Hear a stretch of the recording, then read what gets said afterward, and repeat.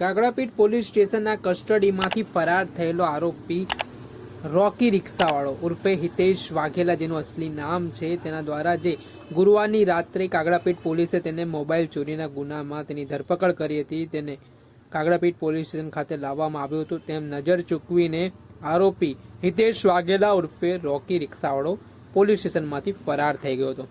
આ ઘટના બન્યા બાદ સ્થાનિક પોલીસની ટીમ દોડતી થઈ હતી. આ સમગ્ર ઘટના છે તે સોશિયલ મીડિયામાં વાયરલ થતાની સાથે જ પોલીસના ઉચ્ચ અધિકારીઓએ પણ આ મામલે જલ્દીથી જલ્દી આરોપીને પકડવા માટે તપાસના ચક્ર ગતિમાન કર્યા હતા. જોકે આ મામલામાં અમદાવાદ કાગડાપીઠ ડી સ્ટાફની પોલીસને સફળતા હાથ લાગી હતી. રાત દિવસના ઉજાગરા બાદ આરોપી હિતેશ વાઘેલા ઉર્ફે રોકી રિક્ષાવાળાને અમદાવાદના વટવા વિસ્તાર ખાતે આવેલા બીબી તળાવ વિસ્તારમાંથી ઝડપી પાડવામાં આવ્યો હતો. કે આ મામલાને લઈને પત્રકાર પરિષદમાં પણ મહત્વના ખુલાસા કરવામાં આવ્યા હતા.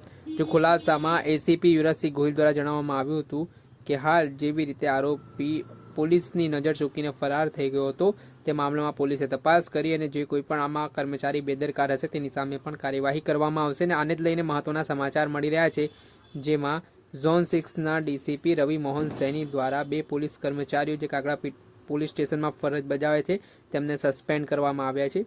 જેમાં એએસઆઈ કિરણસિંહ અર્જુનસિંહ તેમજ હેડ કોન્સ્ટેબલ ભરતકુમાર નામના જે 2 પોલીસ કર્મીઓ છે તેમને સસ્પેન્ડ કરી દેવામાં આવતા ખળબળાહટ મચી ગયો છે.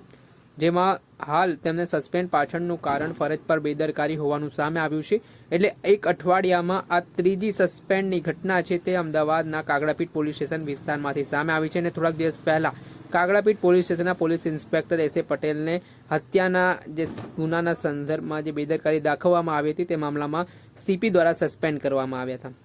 જોકે હાલ આ દિવસોમાં કાગડાપીઠ પોલીસ સ્ટેશનમાં જાણે કે માઠી બેઠી હોય તે પ્રકારની સ્થિતિનું નિર્માણ થયું છે. અને હાલ એક બાદ એક સસ્પેન્ડની ઘટના સામે આવ્યા બાદ પોલીસ વિભાગમાં પણ ફફડાટ ફેલાયો છે. દર્શક મિત્રો, એન કવરેજ ન્યૂઝને આપ લાઇક કરો, સબસ્ક્રાઇબ